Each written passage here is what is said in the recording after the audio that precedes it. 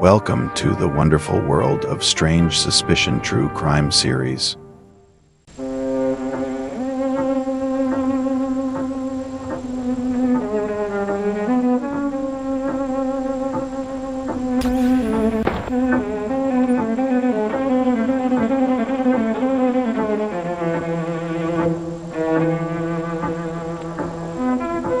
The Oxford Dictionary defines a witch as a person who practices witchcraft or magic of a malevolent or harmful nature.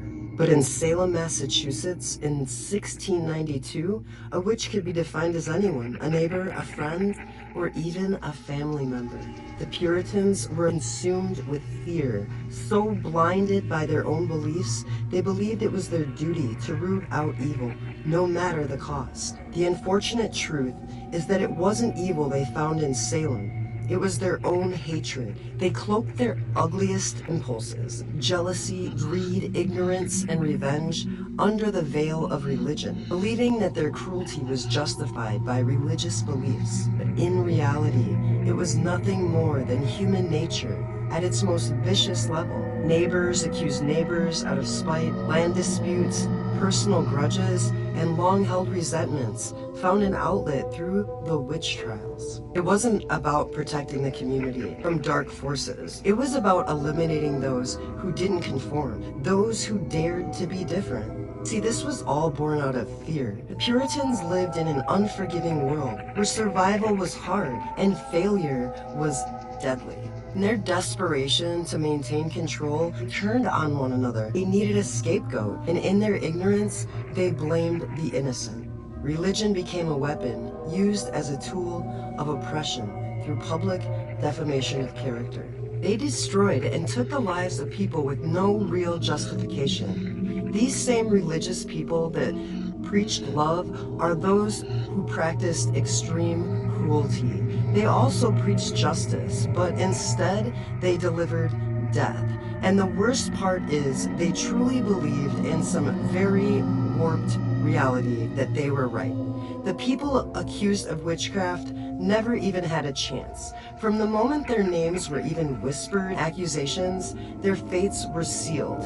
In the eyes of the Puritan community, they were guilty before they even opened their mouths. The trials were not about fairness or truth.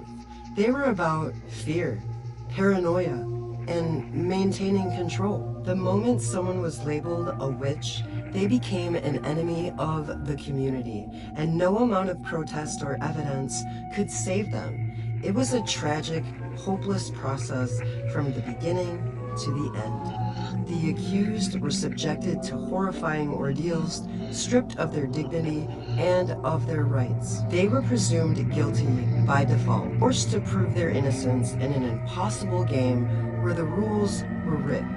Confession under torture was often the only way to avoid death. Yet, confessing meant condemning themselves to a life of shame and a life of scorn. Denying the accusations, on the other hand, meant almost certain execution. I confess. I confess. Go on, child. Did you sign a pact with Lucifer? Yes, I signed a pact. I confess. Please, I beg you, have mercy. Even children were forced into this tragic system, some as young as 5 years old, like Dorothy Good, who was imprisoned and broken by the same community that was supposed to protect her. There was no winning. The Salem Witch Trials were not trials at all, but brutal acts of judgment rooted in superstition and in cruelty. The people accused were dead the moment their names were even mentioned.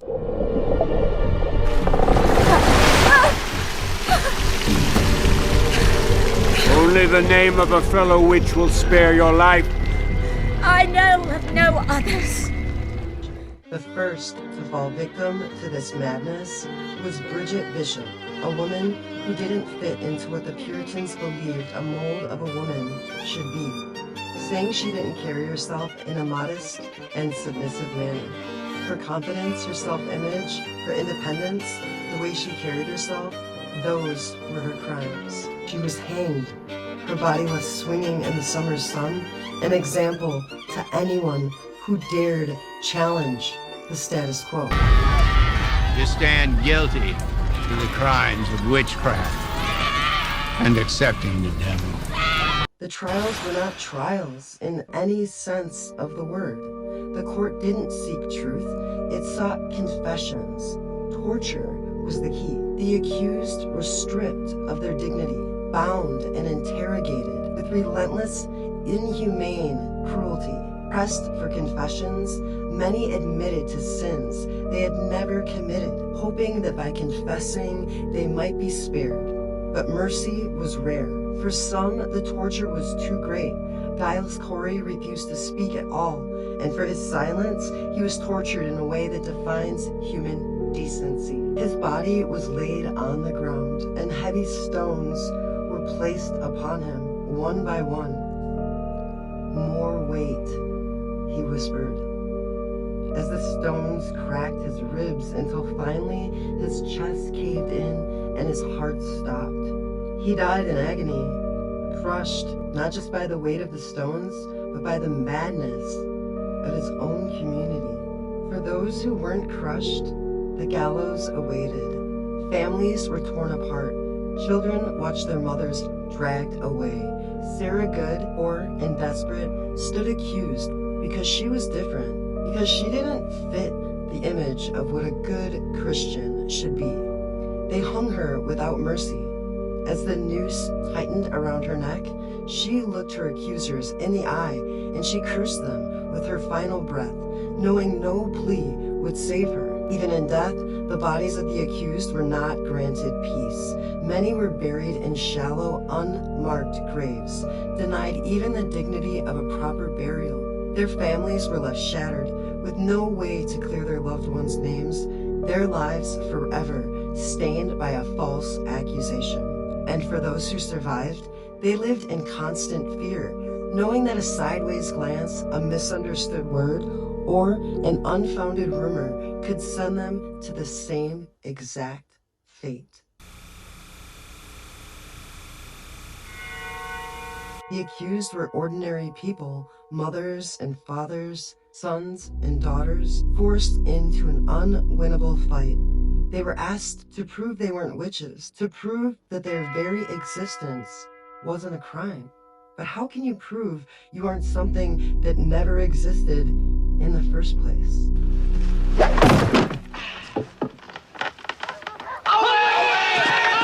It's a fair cop. The system wasn't built to find the truth. It was built to break people, to make them confess to things they hadn't done, to make them suffer. These were not trials. These were executions. The Salem Witch Trials weren't about witchcraft. They were about power. They were about control. The people who were accused didn't even stand a chance. They were killed because they were different, because they didn't conform, because someone wanted them gone. The fear, the suspicion, the paranoia, it consumed the town of Salem like a plague. And by the time the hysteria ended, it was too late. 15 innocent people had been hung. One man had been crushed to death. Dozens more had been imprisoned, their lives and families ruined. And for what? For nothing more than a lie. You said you would spare me! Your soul will be spared, but the body must be consigned to God for absolution. No, no, please! No!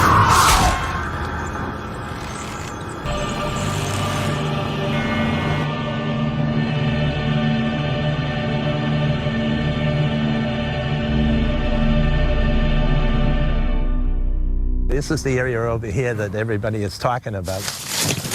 Walks us to the site. And this is what they call Proctor's Ledge. This is what you're standing on right now, this ledge. The homeowner tells me that this is the spot where the accused witches were hung. Many across town say they could see them hanging from this hill. If there was people hanging from a tree right here, they'd be definitely visible.